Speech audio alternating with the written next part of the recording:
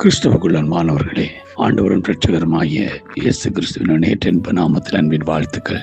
நாம் தொடர்ச்சியாக இந்த வாரத்திலே யாருக்கு என்ன கிரீடத்தை கர்த்தர் வைத்திருக்கிற என்ற தலைப்பில் கர்த்தர் மகிமையின் கிரீடத்தை எங்களுக்கு வைத்திருக்கிறதையும், மகிழ்ச்சியின் கிரீடத்தை எங்களுக்கு வைத்திருக்கிறதையும், நீதியின் கிரீடத்தை எங்களுக்கு வைத்திருக்கிறதையும், அழிவில்லாத மற்றும் வாடாத கிரீடத்தை வைத்திருக்கிறதையும் குறித்து நாங்கள் பார்த்தோம். ஆகவே ஆண்டவர் நமக்கு 5 விதமான கிரீடங்களை வைத்திருக்கிறதை குறித்து நாங்கள் தியானித்தோம்.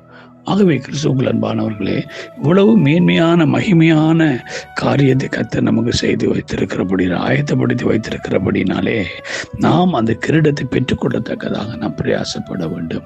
அந்த கிரீடத்தை இழந்து விடாதபடி, அந்த கிரீடங்களை நாம் இழந்து விடுகிற ஜனங்களாய், பரிதவிக்கப்பட்டவர்களாய் மாறாதபடிக்கு எப்பொழுதும் அதுக்காக பிரயாசப்பட வேண்டியது அவசியமாயிருக்கிறது. வெளிப்படுத்தல் 3ஆம் அதிகாரம் 11ஆம் வசனம் இவ்வாறு சொல்கிறது: இதோ சீக்கிரமாய் வருகிறேன், ஒருவனும் உன் கிரீடத்தை எடுத்துக்கொள்ளாதபடிக்கு உனக்குள்ளதை பற்றி கொண்டிரு. அல்லேலூயா.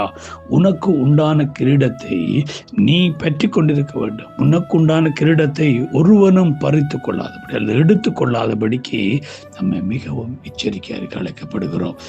பிரியமானவர்களே, பிசாசானவன் எவரை விழுங்கலாமோ ஒன்று அவன் சந்தர்ப்பம் தேடி சுற்றி திரிகிறபடினாலே உனக்கு கர்த்தர் கொடுத்திருக்கிற அந்த கிரீடத்தை இழக்க பண்ண, அந்த கிரீடத்தை பறித்து கொள்ள, கிரீடத்தை இல்லாமல் பண்ண, உன்னுடைய மரியாதை, உன்னுடைய மேன்மை, உன்னுடைய மகிமையை இழக்க பண்ண விசாச கங்கணம் கட்டி சந்தர்ப்பம் தேடி சுற்றி திரிகிற இந்த சூழ்நிலையிலே நாம் மிகவும் எச்சரிக்கையாய் இருக்க அழைக்கப்படுகிறோம். அல்லேலூயா. நாம் எச்சரிக்கையாய் இருந்து நம்முடைய கிரீடத்தை நாம் பாதுகாக்கிற ஜனங்களாய் இருக்க வேண்டும். 3ஆம் அதிகாரம் 2-3 வசனம் சொல்லுகிறது: நீ விழித்து கொண்டு சாகிறதுக்கு ஏதுவானவைகளை ஸ்திரப்படுத்து, உன் கிரியைகள் தேவனுக்கு முன்பாக நிறைவுள்ளவர்களாக நான் காணாமல் சொல்றேன். நீ விழித்து கொண்டு, உன் கிரியைகள் ஒன்றும் தேவனுக்கு முன்பாக ஒரு நிறைவானதாக இல்லை இருக்கிற, பட் எனக்கு நிறைவானதாக இல்லை. அதனால நீ விழித்து கொண்டு. அப்போ நம்ம இன்றைக்கு என்ன செய்ய வேண்டும்? நம்ம நிறைவுள்ளவர்களாய், தேவனுக்கு நமக்கும் இடையில எந்த விதமான குறைபாடும் இல்லாத ஒரு நிறைவுள்ளவர்களாய் நாம் நம்மளை காத்துக்கொள்ள அழைக்கப்படுகிறோம்.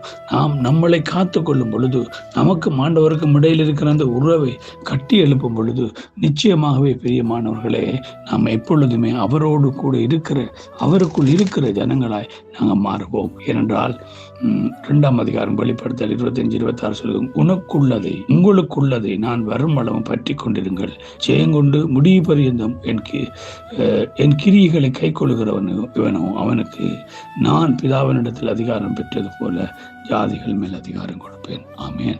ஆண்டவர் சொல்றார், முடிவு பரியந்தம் நாம் நிலைத்திருக்க வேண்டும்.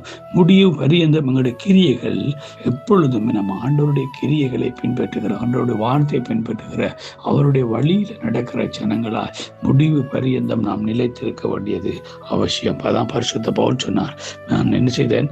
எனக்கு நியமித்திருக்கிற அந்த ஓட்டத்தை நீ ஓடு, விசுவாசத்தை, நல்ல போராட்டத்தை போராடு, நல்ல போராட்டத்தை போராடு, விசுவாசத்தை காத்து. அதுக்காக நீ அழைக்கப்பட்டார்.